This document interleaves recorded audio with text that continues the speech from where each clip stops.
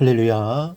사랑하는 대강의 가족 여러분, 오늘 하루도 하나님의 말씀과 동행하는 삶이 되길 소망합니다. 오늘 함께 나눌 하나님의 말씀은 고린도전서 7장 25절에서 31절 말씀입니다. 처녀에 대하여는 내가 주께 받은 계명이 없으되 주의 자비하심을 받아서 충성스러운 자가 된 내가 의견을 말하노니 내 생각에는 이것이 좋으니 곧 임박한 환난으로 말미암아 사람이 그냥 지내는 것이 좋으니라.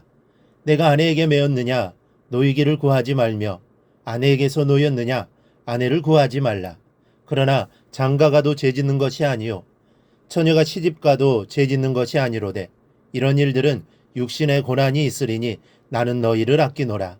형제들아 내가 이 말을 하노니 그때가 단축하여진 거로 이후부터 안에 있는 자들은 없는 자 같이 하며 우는 자들은 울지 않는 자 같이 하며 기쁜 자들은 기쁘지 않은 자 같이 하며 매매하는 자들은 없는 자 같이 하며 세상 물건을 쓰는 자들은 다 쓰지 못하는 자 같이 하라. 이 세상의 외형은 지나감이니라. 아멘. 결혼해보지 않은 사람에게는 이 결혼 문제는 최대의 관심사입니다. 심지어 어린아이들조차 이 결혼이라는 말만 나오면 이 수줍음을 감추지 못합니다. 그만큼 결혼이란 본능적으로 사람에게 중요한 인생사인 겁니다. 하나님께서는 분명히 처음 사람 아담에게 하와를 만들어 주시면서 결혼하여 서로 사랑하며 살아가기를 축복해 주셨습니다. 이 결혼은 하나님의 뜻입니다. 최초에 정해주신 어길 수 없는 법입니다. 그런데 오늘 사도 바울은 우리에게 이 독신을 권하고 있습니다. 처녀에 대하여는 이렇게 시작하면서 결혼 문제를 꺼내고는 내 생각에는 이것이 좋으니 곧 임박한 환난으로 말미암아 사람이 그냥 지내는 것이 좋으니라고 하였습니다. 처녀라면 시집가지 말고 그대로 독신으로 사는 것이 좋을 거라는 권면입니다. 심지어 이 결혼 정령기에 딸을 두는 아비들에게는 그러므로 결혼하는 자도 잘하거니와 결혼하지 아니하는 자는 더 잘하는 것이니라 이렇게 권하고 있습니다. 그렇다면 하나님께서 혼인을 사람에게 축복으로 주셨는데 왜 바울은 독신을 권하고 있는 것입니까? 그 이유는 크게 세 가지로 말할 수 있습니다. 첫째는 육신의 고난이 따른다고 바울은 지적합니다. 28절을 보면 그러나 장가가도 죄짓는 것이 아니요 처녀가 시집가도 죄짓는 것이 아니로되 이런 이들은 육신의 고난이 있으리니 나는 너희를 아끼노라. 시집가도 죄는 아니요 장가가도 역시 그러한데 육신의 고난을 걱정한다는 것입니다. 또 하나는 주님보다는 배우자를 기쁘게 하려는데 신경이 더 쓰인다는 것입니다. 32절부터인데요. 장가가지 않은 자는 주의 일을 염려하여 어찌하여야 주를 기쁘시게 할까 하되 장가간 자는 세상 일을 염려하여 어찌하여야 아내를 기쁘게 할까 하여 마음이 갈라지며 결혼한 사람은 어찌하면 아내나 남편을 기쁘게 할고 생각하고 미혼자는 주의 일을 염려하게 되는 것입니다. 아무리 우리가 그렇지 않으려고 노력한다 할지라도 사람은 배우자가 사랑스러우면 눈에 보이지 않는 하나님보다는 눈에 보이는 아내나 남편을 더 마음쓰게 되어 있습니다. 또 하나는 때가 단축하여졌기 때문입니다. 29절을 보면 형제들아 내가 이 말을 하노니 그때가 단축하여진 거로. 때는 무슨 때입니까? 예수님의 재림의 때를 말합니다. 이 당시만 해도 바울과 예수님의 제자들은 예수님께서 속히 다시 오실 줄로 알았습니다. 왜냐하면 주님께서 요한을 통하여 계시하시기를 내가 진실로 속히 오리라고 말씀하셨기 때문입니다. 어찌 보면 초대교회가 고난과 핍박을 참을 수 있었던 이유도 여기에 있었습니다. 주님이 곧 오실 거니 고난이 와도 참을 수 있습니다. 조금만 참으면 주님을 만날 수 있으니 참고 견디는 것이죠. 그러나 예수님은 오랜 세월 동안 오시지를 않았습니다.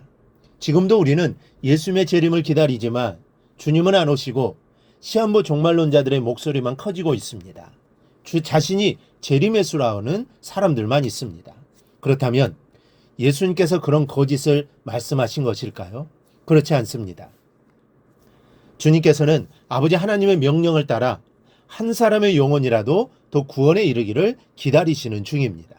그래서 천년을 하루같이 그리고 하루를 천년같이 기다리고 계신 것이죠. 그러나 때가 되면 반드시 오실 겁니다. 그래서 사도 바울은 독신으로 지내는 것이 좋다는 말입니다. 하지만 이 말씀은 시대 상황에 맞추어 재해석할 필요가 있습니다. 어떻게 하나님 말씀을 그대로 받아들여야지 재해석에서 고쳐서 받아들일 수 있는가라고 생각하지만 25절이 재해석의 자유를 우리에게 줍니다. 내가 주께 받은 계명이 없으되 주의 자비하심을 받아서 충성스러운 자가 된 내가 의견을 말하노니. 그러므로 지금 바울이 독신을 권하는 것은 주님께서 명하신 내용이 아니라 바울 자신의 은혜 받은 의견입니다. 자신이 독신으로 주님을 섬기다 보니 얼마 남지 않은 때에 그것이 더 유익하더라는 뜻입니다. 그러니 이 말씀은 얼마든지 시대에 맞춘 재해석이 가능하다라는 근거가 됩니다. 현 시대 상황에 맞추면 독신으로 남는 것보다는 결혼하는 것이 더 좋습니다. 왜냐하면 주님께 속히는 오시겠지만 하나님의 재림의 계획이 더 늦춰진다면 믿는 이들이 결혼하여 신실한 자녀를 키워 후대를 신앙으로 책임지게 하는 것이 반드시 필요하기 때문입니다. 믿는 사람들이 다 독신으로 남는다면 복음은 어떻게 대를 이을 수 있겠습니까? 할 수만 있다면 결혼해야 합니다. 그러나 조건이 있습니다. 하나님을 기쁘시게 하는 것을 제1원칙으로 삼아야 합니다. 서로를 사랑하는 것보다 하나님을 기쁘시게 하는 것이 먼저이고 자녀들을 아끼는 것보다 하나님을 기쁘시게 하는 것이 우선이 된 결혼이어야 한다는 말씀입니다. 가장 중요한 것은 기준은 기혼자나 미혼자나 주의를 염려하고 우선으로 해야 하는 것입니다. 그런데 이러한 원리에 우리의 모든 삶에 적용이 됩니다. 우리가 이 세상을 살아가는 이유는 하나님을 기쁘시게 하기 위함입니다. 이 원리가 무너져서는 안 됩니다. 우리는 무슨 일을 하든지 하나님의 영광을 위해 하나님을 기쁘시게 하며 살아야 합니다. 이렇게 살아가기를 하나님이 바라시고 주님이 다시 오시는 그날까지 이렇게 살아야 합니다. 이런 우선순위가 바로 세워져 있는 가정과 삶은 하나님의 축복의 중심에 항상 있게 되는 것입니다. 이 사실을 기억하고 오늘 하루도 하나님의 기쁨을 위해 살아가는 하루가 되기를 주님의 이름으로 축원합니다. 오늘 묵상한 말씀을 굳게 잡고 삶으로 실천하며 살아내는 대강의 모든 성도들이 되기를 축복합니다.